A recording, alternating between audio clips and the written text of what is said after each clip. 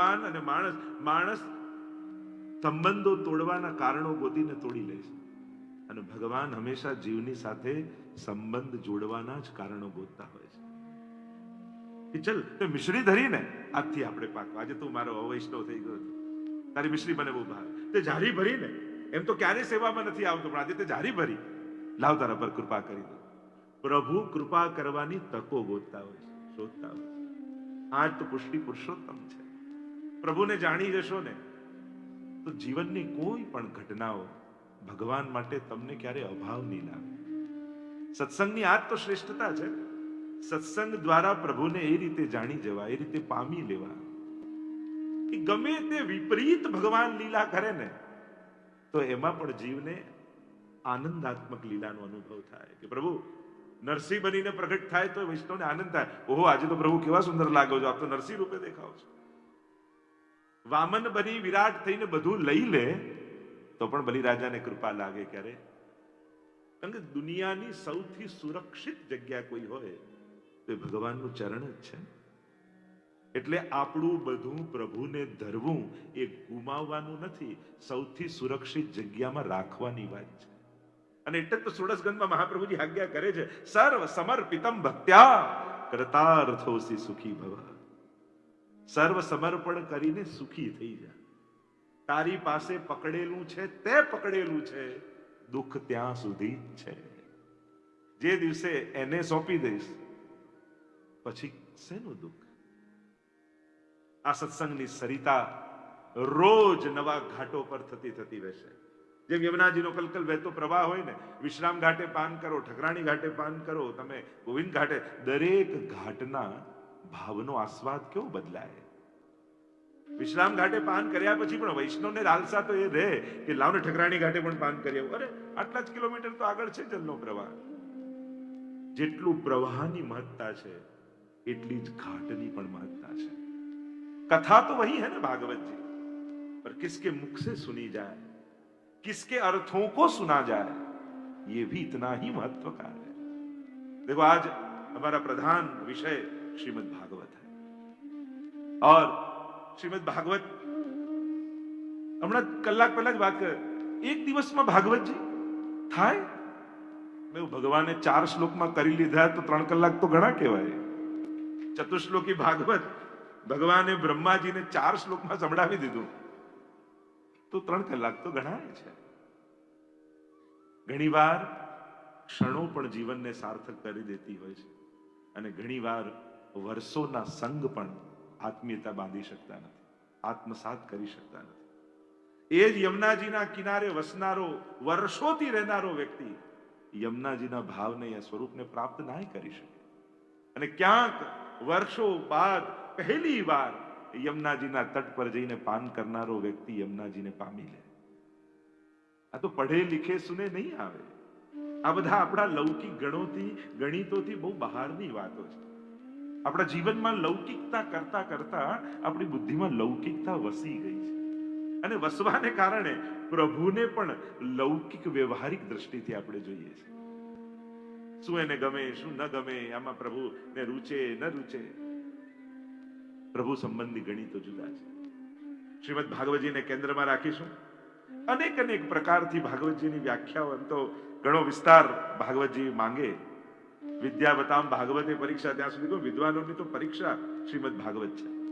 પણ આપણે શ્રીમદ ભાગવતજીને સંપૂર્ણ રૂપે અનુભવવાનો પ્રયાસ કરીશું.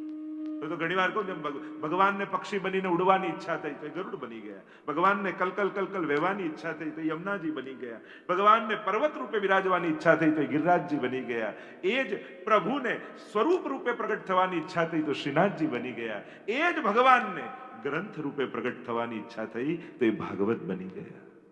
આ શ્રીમદ ભાગવત એ સાક્ષાત શ્રીનાથજીનું, શ્રી કૃષ્ણનું જ વાંગમય રૂપ છે. શ્રી કૃષ્ણ આ કલયુગમાં કઈ રીતે મળે? આચાર્યો તો એમ કહે, ભાગવતની કથા મળે ને તો એમ જ માનજો કે કૃષ્ણ મળી ગયા તમને કલયુગ. કદાચ આપણે એટલા ઇન્દ્રિયોનું સામર્થ્ય નથી કે આ આંખે તુરંત એને જોઈ લઈએ, આ કાને સાંભળી લઈએ, પણ ભાગવત મળી તો માનજો કૃષ્ણ મળ્યા. આ કળિયુગમાં પ્રગટ કૃષ્ણ કોઈ હોય તો કથારૂપી ભાગવત છે. વેદમાં પરમ પુરુષ પરમાત્માના 12 અંગ કહ્યા છે અને શ્રીમદ ભાગવતના 12 સ્કંદ. જેમ 12 સ્કંદ, 335 અધ્યાય અને 18,000 શ્લોક. શ્રીમદ ભાગવત સ્વરૂપની સમાનતા કરીએ, પહેલો ને બીજો સ્કંદ બંને ચરણારવિંદ શ્રીનાથજી બાબાના, ત્રીજો ને ચોથો સ્કંદ બંને બાહુ, પાંચમો ને છઠ્ઠો સ્કંદ બંને જંઘાઓ, સપ્તમ સ્કંદ શ્રીનાથજી બાબાનું મુષ્ટિકા વાળો હસ્ત, આઠમો ને નવમો સ્કંદ બંને વક્ષસ્થલ, દશમ સ્કંદ એ હૃદય, એકાદશ સ્કંદ એ મસ્તક અને 12મો સ્કંદ ઊંચો ઉઠેલો શ્રીનાથજી બાબાનો હાથ, જેનાથી નિજ ભક્તોને નિકુંજના દ્વાર પર ઉભા રહી શ્રી ગોરધનનાથજી બોલાવે છે, આવો આવો આવો આવો. જો દ્વાર પર છે એટલે જે આપણે ત્યાં ફરક છે. જો એક હોય દ્વારપાલ અને એક હોય મુખિયા. આપણા અષ્ટ સખાઓ પણ છે ને, ઘણી વાર આપણે બહાર ગિરિરાજજીની કલ્પના કરતા હોય, અરે એ અષ્ટ સખાઓ દ્વારપાલ નથી કે દરવાજે ઉભા, એ તો મુખિયા છે અને મુખિયા તો ભીતર સેવામાં હોય. એટલે નિજના યુગલ સ્વરૂપની સેવામાં આ બધા અષ્ટ સખા મુખિયા બિરાજે છે. અમારા શ્રીનાથજી બાબા નિજ ભક્તોને બોલાવવા માટે છેક દ્વાર સુધી પધારી ગયા અને દ્વાર પર ઉભા રહી નિજ ભક્તોને શરણમાં બોલા. અનેક અનેક એના ભાવોની ઘણા બધા પ્રકારથી ચર્ચા છે, પણ એ વિસ્તારમાં હું નથી જતો. કઈ રીતે પ્રભુ પુષ્ટિ લીલા કરી રહ્યા છે એનો આખો ભાવ છે. તો 12 સ્કંદ એ શ્રીનાથજી બાબાના 12 અંગ છે. આપણે ત્યાં ભાગવતજી અને શ્રીનાથજીને જુદા જોવાની ના છે, એને એ જ સ્વરૂપે જોવાનો ભાવ આપણે. એટલે ત્યાં ભાગવતજીનો પણ સેવાનો ક્રમ આપણે ત્યાં છે. બીજે ક્યાંય ન હોય, બારગામ તમે ભાગવતજી સાથે પધરાઈ જાઓ તો એમને પણ ભોગ ધરીને તમે લઈ શકો, કારણ કે એ પણ સાક્ષાત સ્વરૂપ છે. એક 7 નામ ભાગવતજીના પ્રસિદ્ધ છે. 7 નામોનું જો દર્શન કરાવો કે નામ રૂપ પછી લીલા આદિનું દર્શન કરીશું અને એ રીતે ભાગવતજીનો પરિચય કરવાનો પ્રયાસ કરીશું. શ્રીમદ ભાગવતજીનું પ્રથમ સંપૂર્ણ નામ શ્રીમદ ભાગવત મહાપુરાણ. શ્રીમદ ભાગવત છે અને આ શ્રીમદ ભાગવત છે આ ગ્રંથ એમ કેમ અમે માનીએ? કારણ કે ભાગવતની લીલાઓ અન્ય ગ્રંથોમાં પણ વર્ણિત છે. અનેક અનેક પુરાણોમાં એ લીલાઓ આવે છે. ભાગવતજીની મહત્તા એટલા માટે છે કે શ્રીમદ ભાગવતમાં પ્રભુની જે લીલા છે એ સારસ્વત કલ્પના દ્વાપરમાં જે પૂર્ણ સ્વરૂપે પ્રભુ પૂર્ણ પુરુષોત્તમ પદ, દરેક કલ્પના દ્વાપરમાં કૃષ્ણ અવતાર થાય છે, પણ અન્ય કલ્પોના દ્વાપરમાં પ્રગટેલા કૃષ્ણ એ અવતાર હોય છે, અવતારી નથી હોતા, પૂર્ણ પુરુષોત્તમ નથી હોતા. પણ શ્રીમદ ભાગવતમાં સ્પષ્ટ કર્યું. દ્વિતીય સ્કંદમાં ત્યાં વાત કરતા જ્યારે અવતારોની લીલા આવી ત્યારે એતે ચાંસ કલાપુંસ કૃષ્ણસ્તુ ભગવાન સ્વયં.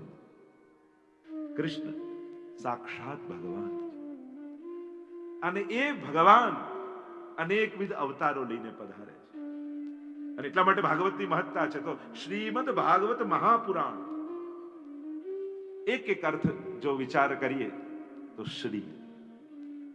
શ્રીયુક્ત, સ્વામીની યુક્ત. આપણે ત્યાં ઘણી વાર બહુ રાધે રાધે કે આમ હાથ ઊંચા કરીને એવું હવેલીમાં બહુ બોલાતું નથી. તો ઘણી વાર લોકોને એમ થાય કે આવું કેમ? કારણ તમે અષ્ટાક્ષરમાં શ્રી કૃષ્ણ બોલો છો ને, એમાં શ્રી એ રાધાજી આવી જ જાય છે. આપણે ત્યાં ઠાકોરજી એકલા હોતા જ નથી, હંમેશા યુગલ ભાવથી જ બિરાજે છે. તમારે ત્યાં લાલન પણ હોય ને તો પણ યુગલનો જ ભાવ છે. નહીં તો જો ઠાકોરજીનું વર્ણ કેવું હતું, કેવા રંગના હતા ઠાકોર? શ્યામ ને. તમારા લાલન શ્યામ છે, કેવા છે? પીળા રંગના ને. તો પીળો રંગ કોનો છે? તો કે પ્રભુ રાધા રાધા રાધા રાધા રાધા અખંડ જપ કરતા કરતા સ્વયં રાધાજીના વર્ણના બની ગયા છે. એટલે પીત પ્રભુ છે ને એ રાધાજીના આવેશ વાળા ઠાકોરજી છે.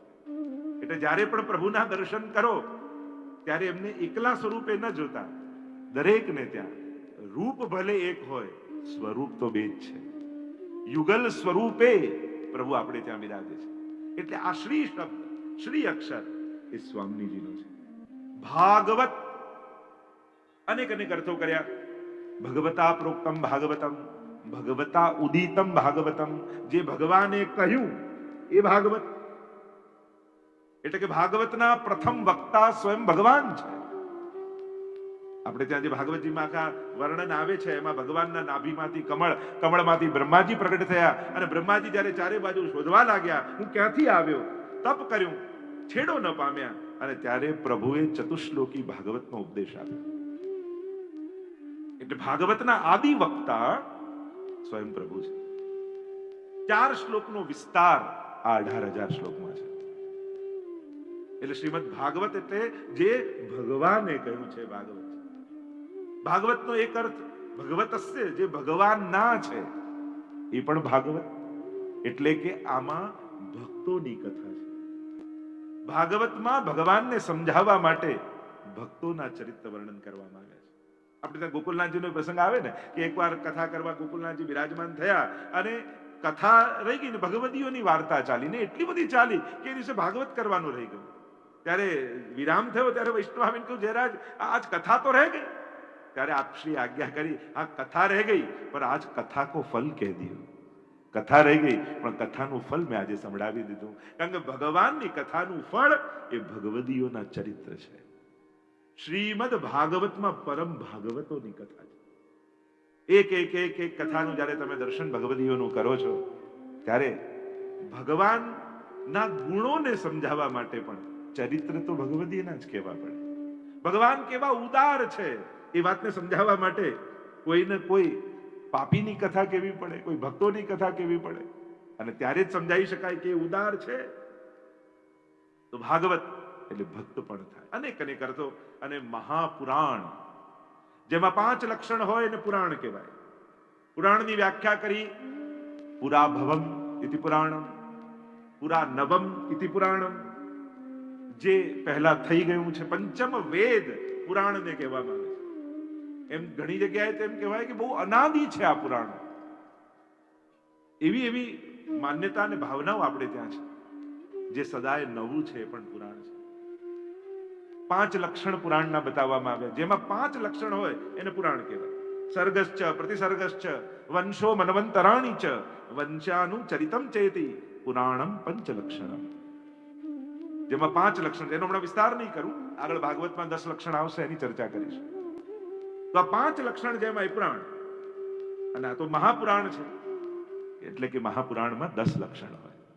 અત્ર સર્ગો વિસર્ગશ્ચ સ્થાનમ પોષણમૂતય મનવંતરેશાનું કથા નિરોધો મુક્તિરાશ્રય. ભાગવતના તૃતીય સ્કંદ થી લઈ 12મા સ્કંદ સુધી સર્ગ લીલાથી પ્રારંભ થશે. સર્ગ વિસર્ગ, અત્ર સર્ગો વિસર્ગશ્ચ સ્થાનમ પોષણ ઉતિ મનવંતર ઈશાનું કથા નિરોધ મુક્તિ ને આશ્રય, આમ 10 લીલાઓનું વર્ણન. અને એટલા માટે મહાપુરાણ છે. જો આપણે ત્યાં 17 ને 18 પુરાણોની જે ચર્ચા છે, મદ્વયમ ભદ્વયમ ચૈવ બ્રતરયમ વચતુષ્ટયમ અનાપદ લિંગ પુષ્કુષ્ટાની પુરાણાની પૃથક પૃથક એક શ્લોક છે સંસ્કૃતમાં. 17 પુરાણોની ગણના, 18 પુરાણની ગણના. તો આવા 18 પુરાણોની જે કથા, એમાં 18મું શ્રીમદ ભાગવત એ મહાપુરાણ છે. જ્યારે વ્યાસજીને શોક થયો, નારદજી આવીને સ્મૃતિ કરાવી, અરે તમારા હૃદયમાં ભાગવતજી છે અને જેના માટે જન્મ લીધો છે એ કાર્ય ન કરો ત્યાં સુધી સંતોષ અને આનંદ ક્યાંથી પ્રગટે. અને ત્યારે સમાધિ ભાષામાં શ્રીમદ ભાગવતનું દર્શન થયું. એક નામ શ્રીમદ ભાગવત મહાપુરાણ, બીજું નામ શ્રીમદ ભાગવતજીનું વૈયાસકી સંહિતા. ભાગવતમાં અનેક જગ્યાએ તમે વૈયાસકી સંહિતાયામ યોગ, આપણે ત્યાં અનેક પ્રકારથી જયારે ભાગવતજીના વિરામનું બોલીએ છીએ ત્યારે એમાં વૈયાસિકી સંહિતા કહેવાય છે. વૈયાસકીનો અર્થ કર્યો કે વ્યાસસ્ય આપત્ય, વ્યાસજીના જે પુત્ર સુખદેવજી છે એ જ વૈયાસકી છે. એટલે કે સ્વયં વ્યાસજીએ સુખદેવજીને ભણાવ્યું અને સુખદેવજી આ કથાને ગાઈ. અને અમારે તો વલ્લભાખ્યાનમાં ગોપાલદાસ દિવસ એકાદની ઉત્તરા કુંવર પ્રતિ વ્યાસ નંદન બાકી.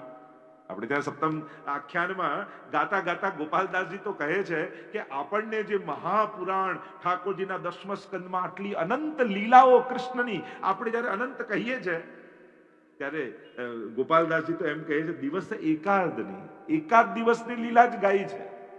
સમય બહુ ઓછો હતો, 7 દિવસમાં મૃત્યુ હતું અને વધારે ગાવાનો સમય નહોતો, એટલે અધિકાર અને સમય અનુસાર સંભળાયું શ્રીમદ ભાગવતમાં. અને પછી તો અમારા અષ્ટસખા આદિ ભગવદીઓએ ગાયું છે. તો વૈયાસકી સંહિતાયા, આ વૈયાસકી એટલે કે સુખદેવજીની સંહિતા છે. એવમ નિશમ્ય ભૃગુનંદન સાધુવાદમ વૈયાસકી સ ભગવાનત વિષ્ણુરાતમ. 10મ સ્કંદમાં પણ જ્યારે સુખદેવજીને પ્રશ્નો કર્યા પરીક્ષિત મહારાજે ભગવાન સંબંધી કે ભગવાને આ ક્યાં ક્યાં નિવાસ કર્યો, કેટલી પત્નીઓ હતી, વ્રજમાં કઈ કઈ લીલાઓ કરી, અને જ્યારે પ્રભુ સંબંધી પ્રશ્નો 10મ સ્કંદના પ્રારંભમાં પરીક્ષિત મહારાજ સુખદેવજીને કરે છે અને સુખદેવજીની સમાધિ લાગી જાય છે. અને ત્યાં એટલે જ વચ્ચે સૂત ઉવાચ આવ્યું. સૂત ઉવાચ તો કે સંવાદ તો સુખદેવજી ને પરીક્ષિતની વચ્ચે ચાલે, આમાં સૂત ઉવાચ ક્યાંથી આવ્યું? તો કે જ્યારે ભગવત સંબંધી પ્રશ્ન કર્યો ને તો ત્યાં જ સમાધિ લાગી ગઈ. અને ત્યારે પ્રભુને ચિંતા થઈ કે અરે કથા અધૂરી રહી જશે તો આનો ઉદ્ધાર કેમ થશે? એટલે ભગવાન એટલે કે ભગવાન સુખદેવજીના હૃદયમાં પ્રવેશ કરે છે અને 10મ સ્કંદની કથા સ્વયં પ્રભુ પોતે ગાઈ રહ્યા છે, એવો ભાવ. તો ત્યાં સુખદેવજીને વૈયાસકી સ ભગવાન વૈયાસકી ગયા છે. ત્રીજું એક નામ ભાગવતજીમાં, ભાગવતજીનું સાત્વતી સંહિતા યા સાત્વતી શ્રુતિ. આ સાત્વતી શ્રુતિ છે. બે અર્થ કર્યા સાત્વતના. સાત્વતનો એક અર્થ થાય ભગવાન પોતે સાત્વતામ પતિ, અને બીજો અર્થ થાય સાત્વંતો ભક્તાહ ભગવદીયો. આ એની શ્રુતિ છે, આ સ્વયં ભગવાનની કથા છે. અને એટલા માટે ભાગવતજીની મહત્તા જ એટલા માટે છે કે આ ગાય છે ભગવાને, પોતે છે ભગવાન, અને ભગવાનના સ્વરૂપને સમજાવ્યું છે ભાગવત. ચોથું એક નામ આપ્યું અષ્ટાદશ સહસ્ત્ર સંહિતા. શ્રીમદ ભાગવત અષ્ટાદશ સહસ્ત્રી સંહિતા છે. સહસ્ત્રી સંહિતા એટલે કે 18,000 શ્લોકોની સંહિતા છે. આમાં 18,000 શ્લોક છે અને વિશ્વાસ ના હોતો તો ઘરે જઈને ગણી લેજો. એમ તો કેવા 3,73,000 અમુક શબ્દો પણ કહેતા હોય છે, અનેક અનેક ભાવો છે. પણ એક વસ્તુ ચોક્કસ, દરેકના ઘરે ભાગવતજી જરૂર બિરાજવા જોઈએ. મહાપ્રભુજીએ ભાગવતજીના મહાત્મ્યને સમાજમાં સ્થાપિત કરવા માટે અથાગ પરિશ્રમ કરેલો છે. એક વલ્લભાચાર્ય મહાપ્રભુજી એવા છે જેણે ચોથા પ્રમાણ રૂપે શ્રીમદ ભાગવતને સ્વીકૃત કરાવ્યું છે. વેદથી જરાય ન્યૂન્ય નથી. પ્રમાણ ગ્રંથ એટલે સ્વીકાર કરાવો એટલે એને વેદ તુલ્ય સ્થિત સાબિત કરવો કે જે વેદાહ શ્રી કૃષ્ણ વાક્યાની વ્યાસ સૂત્રાણી ચૈવૈ સમાધિ ભાષા વ્યાસસ્ય પ્રમાણમ તચ્ચતુષ્ટયમ. ચોથા પ્રમાણ રૂપે એટલે કે વેદ, ગીતા, બ્રહ્મસૂત્ર, એની જ એક વાક્યતા ને એનો જ વિસ્તાર શ્રીમદ ભાગવતમાં છે. એટલે જ આપણે ત્યાં તો ગોપીનાથજી પણ કહે છે કે ભક્તતમ ભક્તિ ભવે. ભાગવતજી વગર ભક્તિ ક્યાં પ્રગટવાની? કદાચ તમારા હૃદયમાં હજી ભાવ ન પ્રગટતો હોય તો ભાગવતનું સેવન કરજો, એમ ગોપીનાથજી આજ્ઞા કરે છે. શ્રીમદ ભાગવતનું પઠન, ભાગવતનું શ્રવણ કરતા ને મેં તો મારા જીવનની યાત્રામાં અનેક લોકોને એવા જોયા છે જે ભગવાનમાં નહોતા માનતા, 7 દિવસ ભાગવત સાંભળી સખડી ભોગ ધરતા થઈ ગયા છે. એવા હજારો લોકો, અનેક લોકો, એ યુવાનો, એ ડોક્ટરો, એ વકીલો, કેવા લોકો જે ભગવાનના અસ્તિત્વનો સ્વીકાર કરવા તૈયાર નહોતા, એ આજે પ્રભુ સાથે એવો આનંદ કરી રહ્યા છે. આ ભાગવતનો પ્રભાવ છે. વ્યક્તિઓ ગૌણ હોય છે, વૈષ્ણવો વિચારો મહત્વના હોય છે. અને આપણે ત્યાં મહાપ્રભુજીથી અતિરેક વિચારવાની યા જુદું વિચારવાની મનાઈ છે. એ જ આપણો અન્યાશ્રય છે. મહાપ્રભુજીના વિચારથી જુદું વિચારવું, જુદું બોલવું, જુદું જવું, એ પણ એક અન્યાશ્રય છે.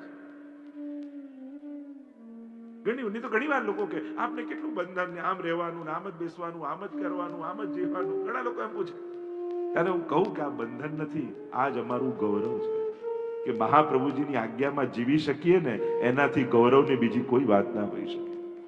અરે મહાપ્રભુજીના ચરણો સાથે બંધાયેલા રહેવું, એનાથી સુરક્ષિત બીજી ક્યાં જગ્યા હોય દુનિયામાં? શ્રી ઠાકોરજીની સન્મુખતા અને વલ્લભની આજ્ઞા જીવનમાં બની રહે, એનું કલયુગ પણ શું બગાડી શકવાનું? શ્રીમદ ભાગવત એ અષ્ટાદશ સહસ્ત્રી સંહિતા છે. 5મું નામ કયું? શુકશાસ્ત્ર. ભાગવતનું એક નામ છે શુકશાસ્ત્ર. એટલે ત્યાં શાસ્ત્રને કહે શાસનમ શાસ્ત્ર, જે શાસન કરે એ શાસ્ત્ર છે. અને આ શુકશાસ્ત્ર છે. સંયમ પૂર્વક જે સન્માર્ગમાં આપણને પકડી રાખે એ જ શાસન છે. શાસન એટલે રાજ કરવું નહીં, પણ સંયમિત કરવું, નિર્દેશિત કરવું.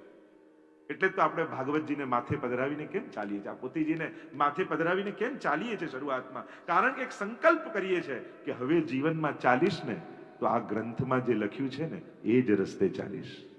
હવે જુદા કોઈ રસ્તા મારે નથી ગોતવા. ભાગવત સ્વયં કહે છે ધાવન નિમિલ્યવા નેત્રે ન સ્ખલે ન પતેદિહ. આંખ બંધ કરીને આ રાજમાર્ગ પર દોડો. અહીંયા પડવાનો ડર નથી, કારણ કે જે ઊભા કરતા શીખવાડે, જે ચલાવતા શીખવે એ કોઈ દિવસ પડવા ન દે. એટલે કેમ લાકડાને પૂછ્યું કે તું, પાણીને પૂછ્યું કે તું બધાને ડૂબાડે છે, આ લાકડાને કેમ તરાવે છે? પાણીમાં જે નાખો એ ડૂબી જાય અને લાકડું તરે. તો કે પૂછ્યું કે આ લાકડા જોડે તારી આવી કઈ પ્રીતિ છે? કોણ યહ પ્રેમ કી રીત? બધાને ડૂબાડે ને લાકડું તરે. તો કહ્યું અપનો સિંચ્યો જાન કે યહ બડે કી રીત. પાણી કહે મેં જાને સિંચીને મોટું કરેલું છે, અને જેને આપણે ઉગાડ્યા હોય ને એને આપણે ડૂબવા ન દઈએ. ગીતાજીમાં ભગવાન અનેક પ્રકારથી, જયારે ગીતા જયંતિ આવશે ત્યારે આપણે ગીતાજીનું દર્શન કરીશું ચોથા દિવસે. જો આપણે દર વખતે એક વિશેષ એ થાય છે કે ગીતા જયંતિ આપણા પાટોત્સવ સમય આવતી હોય છે, તો આ વખતના ક્રમમાં પણ આપણે એ રીતે જ લઈશું. તો આ શુકશાસ્ત્ર છે, સુખદેવજી દ્વારા ગવાયેલી કથા છે. અને કોઈ મહાપુરુષ જીવનમાં મળી જાય ને પછી આપણે પ્રયાસો કરવા નથી પડતા, એનો પ્રભાવ જ આપણને તારી દેતો હોય છે. જ્યારે પ્રયાસો તમને તમારા અલ્પ લાગે ત્યારે કોઈ શ્રેષ્ઠ પ્રભાવમાં જતા રહેજો. કોઈ મહાનતમ, કોઈ સામર્થ્યયુક્ત ના પ્રભાવમાં જતા રહેશો ને તો એનો પ્રભાવ તમને તારી દેશે. જેમ સૂરજ ઉગે ને કમળ ખીલી જાય, સૂરજે કોઈ હાથ લાંબો કરીને પાંખડી ખોલવો ન પડે, એના પ્રભાવમાં આવો એટલે ખીલી જાય. એમ જ જ્યારે એવું લાગે કે મારા પ્રયાસો બહુ અલ્પ છે, મારું સામર્થ્ય બહુ અલ્પ છે, મારી સમજ બહુ અલ્પ છે, અને મારા થકી પ્રભુને પ્રસન્ન કરી શકું એવા કોઈ લક્ષણ મારામાં નથી, ત્યારે શ્રી વલ્લભના શરણે જતા રહેજો. ત્યારે કોઈ ગુરુનો આશ્રય લઈ લેજો. એનો પ્રભાવ તમને અધિકાર આપી દેશે. જો જીવ પોતાની જાતથી અધિકાર સિદ્ધ કરી શકતો નથી, અધિકાર અથવા પાત્રતા બેની કૃપાથી મળે, ત્યાં પ્રભુ સ્વયં ઈચ્છા કરે કે હવે આ જીવને દાન કરવું છે, હવે આપવું છે, હવે આની યોગ્યતા સિદ્ધ કરવી છે. એટલે પ્રભુ અનુકૂળતા અથવા પ્રતિકૂળતા, વિપરીત અથવા અનુકૂળ કોઈ પણ રીતે એ જીવની પાત્રતા સિદ્ધ કરી અને એને પાત્ર બનાવી પ્રસાદ આપી, દાન કરી. અને કાં ગુરુના આશીર્વાદ, ગુરુની કૃપા, અને ગુરુની કૃપા દ્રષ્ટિ પડી જાય તો એ ગુરુની દ્રષ્ટિને કારણે પ્રભુ એને યોગ્ય સમજી લે છે. કૃપા થકી પ્રાપ્તિ છે. સાનિધ્ય માત્ર દત્ત શ્રી કૃષ્ણ પ્રેમ. મહાપ્રભુજીનું સાનિધ્ય કૃષ્ણ પ્રેમનું દાન કરનારો છે. અને ગુરુ તત્વનો એ પ્રભાવ જ છે. જ્યારે નિકટ જવા લાગ્યા ઠાકોરજીમાં પ્રેમ વધવા લાગ્યો. લૌકિકમાં રહેવા છતાં લૌકિકતા સમાપ્ત થવા લાગી. સંસારમાં રહેવા છતાં ભીતરથી એમ લાગે કે હું સંસારી નથી, હું ભગવદી છું, હું વૈષ્ણવ છું. ગુરુની કૃપા શું યાત્રા કરાવે? તો કે જ્યારે તમે જન્મ લીધો તો એક વ્યક્તિ તરીકે જન્મ લીધો, તમે જીવશો તો એક વૈષ્ણવ તરીકે જીવશો, અને તમે જશો તો એક વ્રજભક્ત બનીને જશો.